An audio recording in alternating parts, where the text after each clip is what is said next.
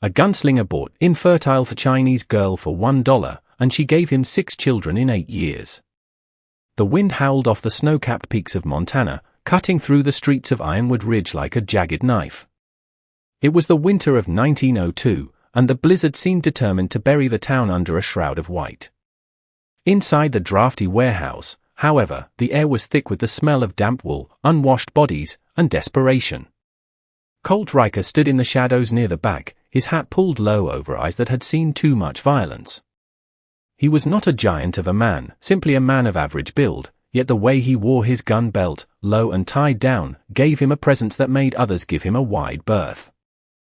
He was a retired gunslinger who had traded his peacemaker for a plow, trying to wring a living out of the hard earth, but the loneliness of his ranch was becoming a louder enemy than any outlaw he'd ever faced. On the makeshift stage, a line of women stood shivering, holding numbered cards. This was a bride auction, a meat market for the desperate souls of the frontier. The auctioneer, a sweaty man named Henderson, was trying to drum up enthusiasm for the last woman on the line. "Number 9, Henderson bellowed, his voice grating. "My Lynn. 24 years old. Strong worker, good with a needle, speaks fair English." The crowd murmured. My Lynn stood with her chin held high, though her knuckles were white as she gripped her card. She was small, with raven black hair pulled back severely, but her eyes held a fire that the cold couldn't extinguish. "What's the catch?" a heckler shouted from the front. "Why's she here if she's young?" Henderson hesitated, then cleared his throat. Doctors in San Francisco declared her infertile. "Barren. She's fit for work and keeping a home, gentlemen, but she won't give you heirs." The room went silent, then erupted in scoffs. In the West, a wife who couldn't produce children was considered as useless as a horse with a broken leg. "Start the bidding at $10. Henderson tried. Silence. $5. Colt Riker stepped forward, his boots heavy on the floorboards. He saw something in My Lynn's face, not defeat, but a fierce, quiet endurance. It reminded him of himself. $1, Colt said, his voice gravelly but clear. The room gasped. Henderson looked insulted. "Mr. Riker, surely." $1, Colt repeated. "Not because that's what she's worth, but because this isn't a sale of livestock. It's a contract. $1 to make it legal. I'm looking for a partner, not a broodmare." Henderson looked around. No one else moved. "Sold," he muttered, slamming his gavel down. "To Colt Riker for $1. Colt approached the stage and extended a hand. My Lynn looked at it, then at him. She saw the calluses, the scars, and the gun on his hip, but she also saw a strange lack of cruelty in his eyes.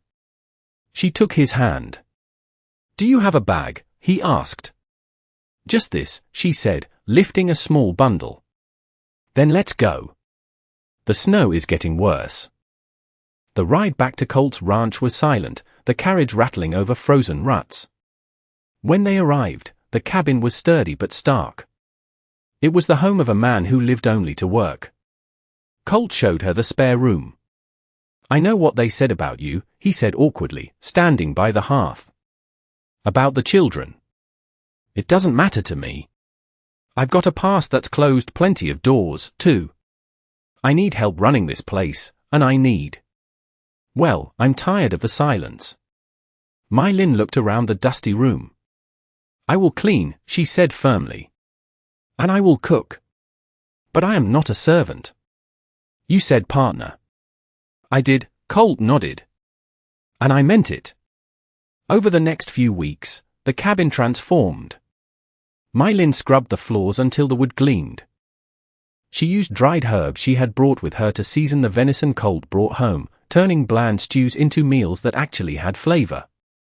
She worked alongside him in the barn, handling the horses with a gentle confidence that surprised him. She was small, but her strength was wiry and relentless. One evening, as the snow piled up against the windows, sealing them in, Colt sat by the fire cleaning his revolver. "You're good with the stock," he observed. "My father trained horses," My Lynn said. "Before the debts." Before I was sold. Colt nodded, saying nothing.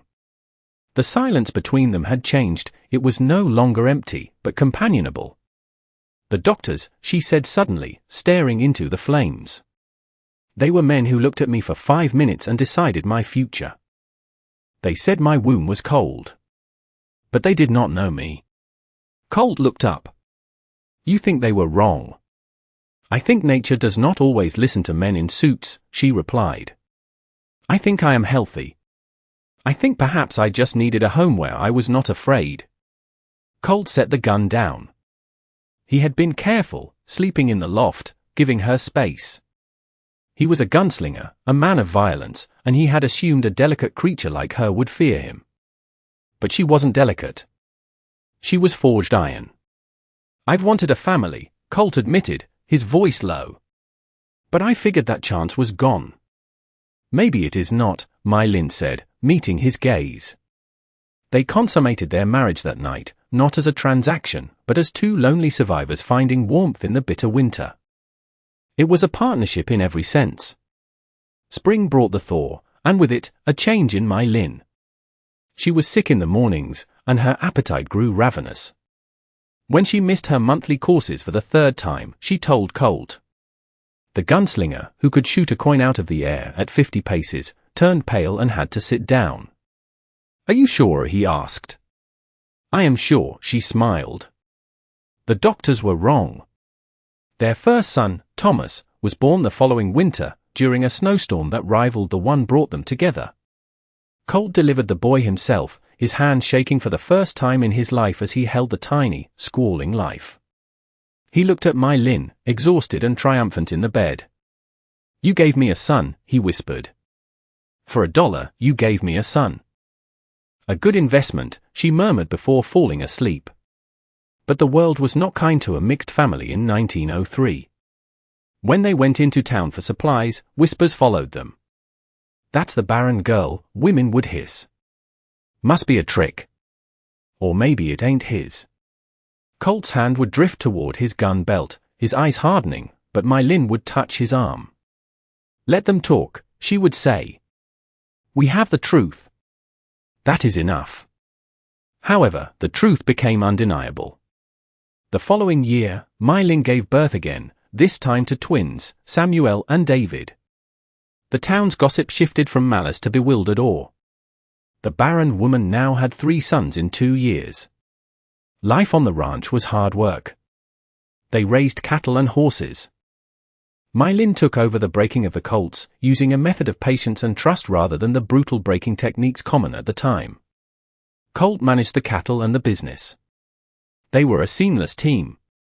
When Colt fell ill with influenza in 1905, it was Mylin who nursed him, using traditional Chinese remedies alongside the doctor's medicine, refusing to let him surrender to the fever. You are too stubborn to die, she told him as she spooned broth into his mouth. I have too much to live for now, he rasped. By 1908, they had welcomed a daughter, Sarah, and another set of twins, James and William, in 1910. 6 children in 8 years. The house that had once been silent was now a chaotic symphony of shouting, laughter, and thundering footsteps. The infertile girl had built a dynasty. The true test of their partnership came not from biology, but from the law. In the spring of 1911, a wealthy rancher named Bartholomew Vance accused Colt of stealing breeding stock. Vance was a man who used the law as a weapon, knowing that a former gunslinger's reputation would work against him. I have a bill of sale, Vance claimed in the town courtroom, waving a forged paper. Riker stole those mares. Colt was ready to settle it the old way, with iron. He stood on the porch, checking the action of his Winchester. I won't let him take what's ours, he said, his eyes cold. He steps on this land, I put him in the ground. No, Mylin said, taking the rifle from his hands. If you kill him, you go to prison or the gallows. Then who protects us? Who teaches Thomas to ride? Who walks Sarah down the aisle? We fight this my way. Your way. Colt scoffed. The court won't listen to a Chinese woman. They will listen to the truth if it is undeniable, she said. The trial was a spectacle. The courtroom was packed.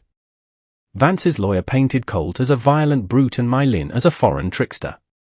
When My Lin took the stand, the lawyer smirked. "Mrs. Riker," he sneered. "You claim these horses are yours. Can you prove it? Or do you just do whatever your husband tells you?" My Lin sat straight, her hands folded. "I manage the breeding records," she said clearly. "My husband manages the cattle. I know every mark on every foal born on our land." "That's just word of mouth," the lawyer dismissed. "Is it?" My Lin pulled a small, leather-bound book from her pocket. "This is a log of bloodlines, birth dates, and distinctive markings for the last 8 years. The mares Mr. Vance claims he bought 3 years ago. I have records of their births in our barn 2 years prior to his date. I also have the records of their feed, their shoeing, and their medical care, signed by the town blacksmith and the veterinarian." She opened the book. "Furthermore, the mare Bessie has a scar on her left flank from a wire fence when she was a filly. Mr. Vance claims he bought her pristine. If you examine the horse outside, you will find the scar exactly where I described it." The judge ordered the examination. The scar was there. The blacksmith corroborated the records. Vance's forgery was exposed for what it was, a clumsy attempt to bully a family he thought was weak. The judge ruled in Riker's favor. As they walked out of the courthouse, Colt looked at his wife with a reverence that went beyond love. He had saved her from the auction block, but she had saved him from the noose. "You were right," Colt said, lifting her onto the wagon seat. "Your way was better." "Partners," she reminded him. As the years rolled on, the Riker ranch prospered. The children grew strong and capable. Thomas took to the cattle, while Sarah showed a brilliant mind for numbers and helped run the books. The stigma of their parents' marriage faded, replaced by respect for the empire they had built from dirt and snow. One winter evening in 1930, Colt and My Lin sat on the porch. The snow was falling again, thick and silent, covering the world in white just as it had the day they met. Colt was an old man now, his gunfighting days long buried, his movements stiff with arthritis. My Lin's hair was streaked with grey, but her back was as straight as ever. 28 years, Colt said, watching his breath mist in the air. "Best dollar I ever spent." My Lin laughed softly, grabbing his rough hand. "You got a bargain, Gunslinger." "I did," he agreed. "I surely did. I bought a wife and got a life."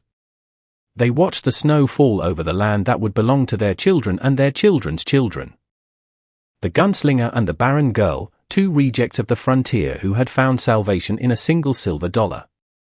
The story of Colt and My Lin serves as a profound reminder that human worth can never be determined by the labels society places upon us. While the world saw a violent man and a broken, infertile woman, they saw the potential for love and redemption in one another. Their journey teaches us that resilience is not just about enduring hardship, but about having the courage to build a future when everyone tells you there is no hope. It illustrates that true partnership is built on mutual respect and the willingness to fight for each other, whether that battle is in a courtroom or against the elements. Family is not merely a matter of blood or biology, but a fortress constructed from trust, forgiveness, and unwavering loyalty. Ultimately, their legacy proves that even the smallest investment of faith, like a single dollar, can yield a dynasty of love if nurtured with patience and heart. What do you think about Colt's decision to trust My Lin despite what the doctors said? Do you think you would have had the courage to stand against the whole town like they did? Let me know your thoughts in the comments below. If you enjoyed this incredible story of the Wild West, please hit the like button and subscribe for more true stories of history's most fascinating underdogs.